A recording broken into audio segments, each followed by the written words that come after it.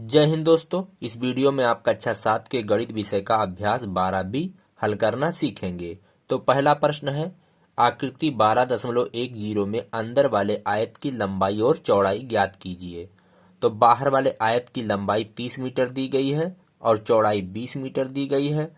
और यहाँ देखिए, जो अंदर वाला आयत है, बाहर वाले आयत से उसकी दूरी जो है 2 मीटर दी गई है। तो अब इसकी अंदर वाले आयत की लंबाई और चौड़ाई आप कैसे निकालेंगे? देखिए, अगर इसकी अंदर वाले आयत की लंबाई अगर आपको निकालना है तो ये कितना है? ये भी 2 मीटर है और ये भी 2 मीटर है। तो बाहर वाले आयत की लंबाई में से 2 ये निकल जाएगा और 2 ये निकल जाएगा, बस अंदर वाले आयत की लंबाई ज्ञात हो जाएगी। तो इसी तरह से लंबाई और चौड़ाई निकाल लेंगे। तो चलिए, अंदर वाले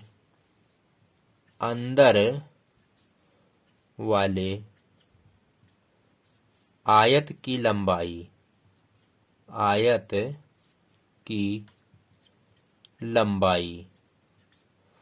तो क्या होगी? बाहर वाले आयत की लंबाई 30 है, ये पूरी दूरी 30 है। तो 30 में से क्या निकल जाएगा? देखिए, ये दूरी और ये दूरी, तो ये 2 है और ये भी 2 है। तो 2 + 2 ये निकल जाएगा। तो 30 - 2 और 2 4। तो 30 में से 4 निकल गया तो क्या बचा? 26 और ये क्या था? मीटर, तो आएगा मीटर। अब दूसरा चीज निकालते हैं, अंदर वाले आयत की चौड़ाई। अंदर वाले आयत की चौड़ाई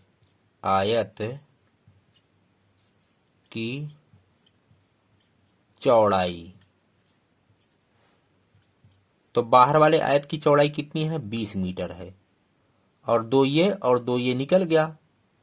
तो 20 - 2 + 2, तो 20 - 4। 20 में से 4 गए 16 मीटर। तो अंदर वाले आयत की लंबाई 26 मीटर है और चौड़ाई 16 मीटर है। अब आइए अगला प्रश्न हल करते हैं। दूसरा प्रश्न है, आकृति 12.11 में बाहर वाले आयत की लंबाई और चौड़ाई ज्ञात कीजिए। जैसे पहला प्रश्न था उसी टाइप का ये भी है। तो यहाँ देखिए, अंदर वाले आयत की लंबाई 25 मीटर दी गई है और चौड़ाई 15 मीटर दी गई है, जबकि अंदर वाले आयत से बाहर वाले आयत के बीच की जो दूरी दी गई है वो 3 मीटर दी गई है। तो आइए हम इसको निकालते हैं। तो बाहर वाले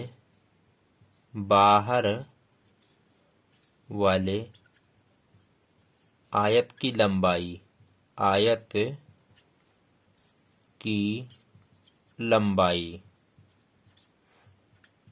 तो अंदर वाले आयत की लंबाई 25 है और ये दूरी उसमें जोड़ देंगे, ये दोनों तरफ की दूरी, तो ये बाहर वाले आयत की लंबाई हो जाएगी।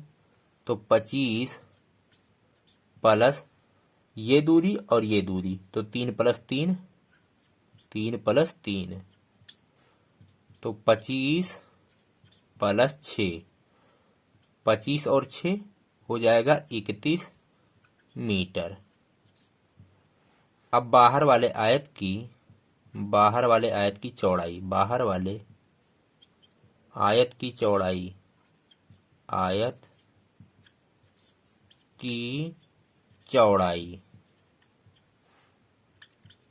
अंदर वाले आयत की चौड़ाई 15 मीटर है। तो 15 में हम क्या जोड़ेंगे? ये वाली दूरी और ये वाली दूरी दोनों तरफ जोड़ देंगे, तो इसकी चौड़ाई, बाहर वाले आयत की चौड़ाई ज्ञात हो जाएगी। तो ये कितना है? 3 + 3, तो 15 + 6, तो 15 और 6 21 मीटर। तो बाहर वाले आयत की लंबाई 31 मीटर और चौड़ाई 21 मीटर है। अब आइए अगला क्वेश्चन हल करते हैं। तीसरा प्रश्न है, आकृति 12.12 में बने छायांकित रास्ते की चौड़ाई 3 मीटर है। ये जो आकृति है, ये आकृति कौन सी है? 12.12। इस आकृति में जो ये छायांकित भाग है उसकी चौड़ाई कितनी है? 3 मीटर है।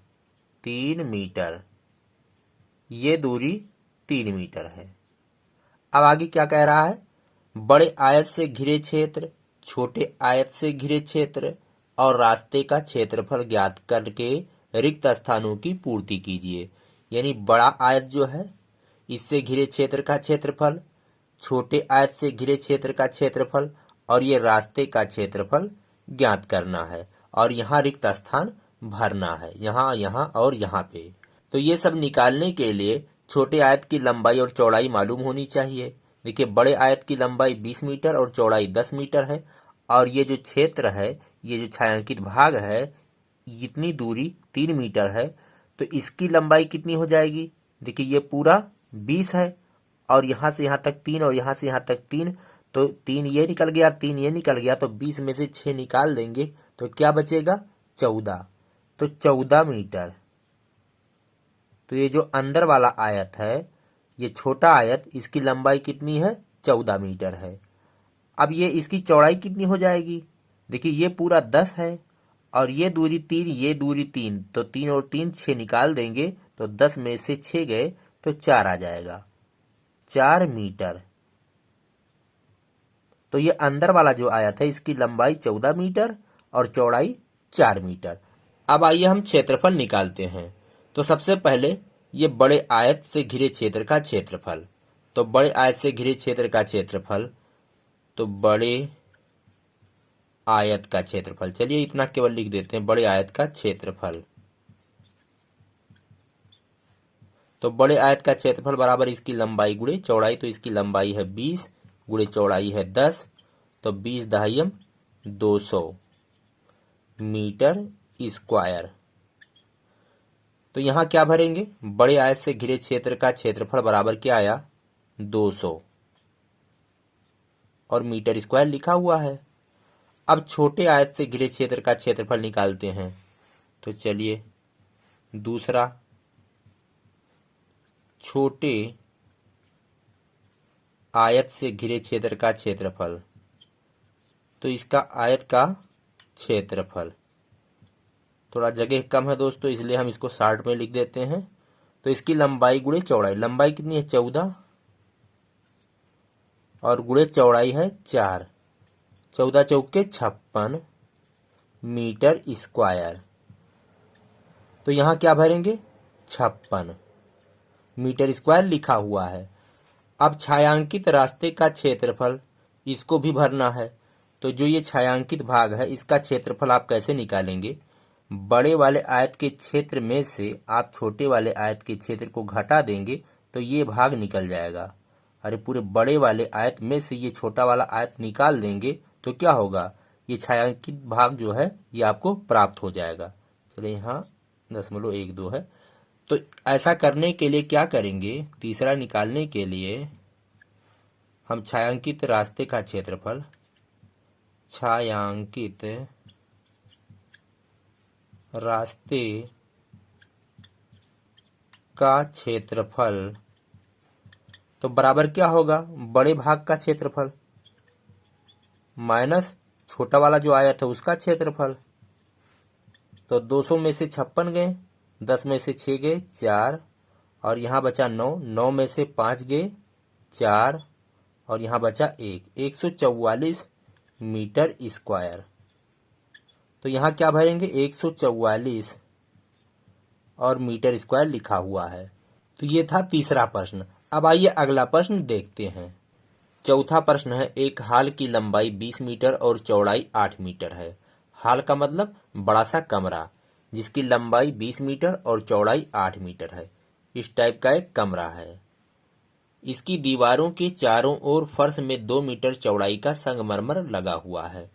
चारों तरफ इसके किनारे किनारे ऐसे संगमरमर लगा हुआ है जिसकी चौड़ाई कितनी है? 2 मीटर है। अपनी अभ्यास पुस्तिका पर एक रफ चित्र बनाकर संगमरमर लगे फर्श का क्षेत्रफल ज्ञात कीजिए।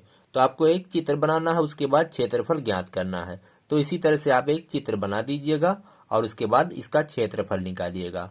तो देखिए इसका क्षेत्रफल कैसे निकालेंगे। ये बड़ा सा आयत आपको दिख रहा है जिसकी लंबाई और चौड़ाई आपको मालूम है और ये अंदर वाला जो आयत है इसकी लंबाई और चौड़ाई मालूम कर लेते हैं। तो ये लंबाई पूरा 20 है और इतनी दूरी ये जो फर्श लगा हुआ है इसकी चौड़ाई 2 मीटर है। तो इधर भी 2 है और इधर भी 2 है, तो 20 में से 2 ये और 2 ये निकल गया तो 4 निकल जाएगा।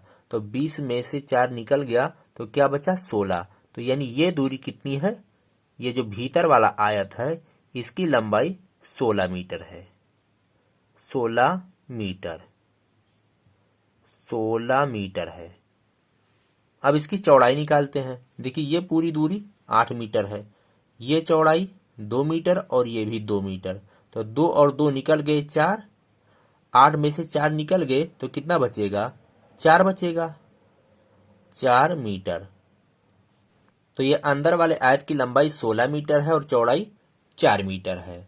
अब ये जो फर्श में संगमरमर लगा है इसका क्षेत्रफल आप कैसे निकालेंगे। ये जो बाहरी आयत है इसके क्षेत्रफल में से ये अंदरूनी जो आयत है इसके क्षेत्रफल को घटा देंगे, बस इसका क्षेत्रफल संगमरमर का क्षेत्रफल निकल जाएगा। तो चलिए क्या पूछ रहा था, अपनी अभ्यास पुस्तिका पर एक रफ चित्र बनाकर संगमरमर लगे फर्श का क्षेत्रफल ज्ञात कीजिए। तो चलिए फर्श का क्षेत्रफल निकालते हैं। फर्श का क्षेत्रफल, कौन से फर्श का क्षेत्रफल, चलिए लिख दें संगमरमर लगे, संगमरमर लगे, यानी जिस फर्श में संगमरमर लगा है उसका क्षेत्रफल हम निकाल रहे हैं। तो बड़ा वाला जो आयत है इसके क्षेत्रफल में से तो इसकी लंबाई गुणे चौड़ाई क्या घटाना है, अंदर वाला जो आयत है इसके क्षेत्रफल को घटाना है। तो इसका क्षेत्रफल हो जाएगा लंबाई गुणे चौड़ाई, आयताकार है, 20 अट्ठे 160 माइनस 16 चौके 64। 160 में से 64 घटाएंगे तो बचेगा आपका 96। 10 में से 4 गए 6, 15 में से 6 गए 9 आएगा, तो आया 96 और इसका इकाई जो होगा वो होगा मीटर स्क्वायर। तो ये आपका उत्तर है। अब आइए अगला प्रश्न हल करते हैं। 5वां प्रश्न है, एक वर्गाकार बगीचे के चारों ओर 50 सेंटीमीटर चौड़ाई का मार्ग बना हुआ है। एक वर्गाकार बगीचा है, वर्गाकार इसका मतलब जिसकी लंबाई और चौड़ाई दोनों बराबर हो उसे वर्ग कहते हैं। तो वर्गाकार बगीचा है, इसके चारों तरफ 50 सेंटीमीटर चौड़ाई का मार्ग बना हुआ है। ये चौड़ाई जो है ये कितनी है, 50 सेंटीमीटर। चलिए यहाँ पे लिख देते हैं 50 सेमी। 50 सेंटीमीटर चौड़ाई का ये मार्ग बना हुआ है चारों तरफ। बगीचे की लंबाई मार्ग सहित 51 मीटर है। ये मार्ग सहित पूरी ये दूरी यहां से लेकर के यहां तक पूरा ये दूरी 51 मीटर है। अब कह रहा बगीचे का क्षेत्रफल ज्ञात कीजिए। तो बगीचा यानी जहां बाग लगा हुआ है तो इसी के अंदर बाग लगा हुआ है, ये तो किनारे किनारे पूरा रास्ता है, तो इस बागीचे का क्षेत्रफल निकालना है। तो बागीचे का क्षेत्रफल आप कैसे निकालेंगे, जब इसकी भुजा ज्ञात होगी। देखिए वर्ग का क्षेत्रफल ज्ञात करने के लिए उसकी भुजा ज्ञात होना अनिवार्य है। तो ये दूरी कितनी होगी, देखिए ये 50 सेंटीमीटर है और ये भी 50 सेंटीमीटर है, तो 50 सेंटीमीटर को हम लिख सकते हैं 0.5 मीटर, यानी आधा मीटर। चलिए यहाँ पे नहीं दिख रहा, यहाँ पे लिख देते हैं 50 सेंटीमीटर, 50 सेंटीमीटर बराबर 0.5 मीटर, क्योंकि 1 मीटर में 100 सेंटीमीटर होते हैं, तो 50 सेंटीमीटर का मतलब आधा मीटर। अब आइए यहाँ देखिए ये पूरा 51 है, ये आधा और ये आधा, तो 51 में से आधा इधर निकल गया आधा इधर निकल गया, तो क्या बचेगा, ये 50 बचेगा। तो ये दूरी कितनी है, 50 मीटर, 50 मीटर। तो अब इसका क्षेत्रफल निकल जाएगा आसानी के साथ। तो चलिए यहाँ पे निकालते हैं। वर्गाकार बगीचे का क्षेत्रफल बराबर होगा बगीचे की भुजा का स्क्वायर, यानी भुजा का स्क्वायर। तो इसकी भुजा कितनी है, 50, तो 50 का स्क्वायर, तो 50 गुणे 50 तो हो जाएगा 5 पंजे 25 और 2 जीरो 2500, और इसका मात्रक जो आएगा वर्ग मीटर। या आप इसे लिख सकते हैं, वर्ग मीटर को आप मीटर स्क्वायर भी लिख सकते हैं, मीटर का स्क्वायर। तो दोस्तों इसी प्रश्न के साथ ये अभ्यास खत्म होता है। मेरा ये वीडियो आपको कैसा लगा आप कमेंट में बताइएगा। हम मिलेंगे आपसे अगले वीडियो में। इसी के साथ कहते हैं जय हिंद, जय भारत।